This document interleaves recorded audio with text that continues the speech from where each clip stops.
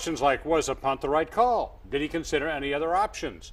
What about those death threats against his punter, Blake O'Neill? Well, tonight he's answering a lot of them as our Brad Galli goes inside the huddle with Harbaugh. Yeah, Brad's live in Ann Arbor tonight. Brad? Carol and Stephen, the question about was the punt the right call, Jim Harbaugh answered that immediately during his post-game press conference on Saturday. He said that was the only call, especially when Michigan State had nobody back to receive that punt.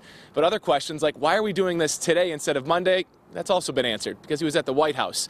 Today, Jim and I sat down for our weekly Inside the Huddle conversation where he explained to me his team, no surprise, is looking forward. Whoa, he has trouble with the snap, and the ball is free! Unbelievable!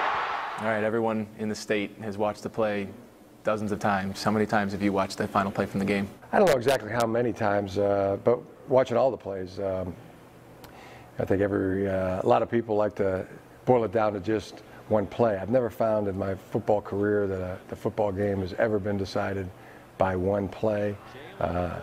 It wasn't in this game, and I don't think it ever will as long as I'm involved in football. You said it doesn't come down to one play.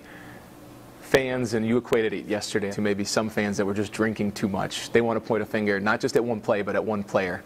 How's Blake O'Neill doing? He's doing good. You know, the thing we know about Blake is he's very strong. He will handle it. And as I said before, our team does not look at it like you know, it's any one person's fault.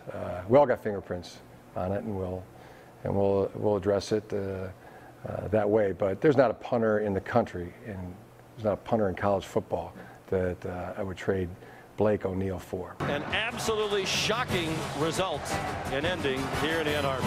When you look at those three shutouts, everyone's anointing your team as they've arrived and much sooner than scheduled. And then that final play and the game ends and the air comes out of the building, the blank faces of your players. How do you pump the air back in the players and back in this team and back in this fan base?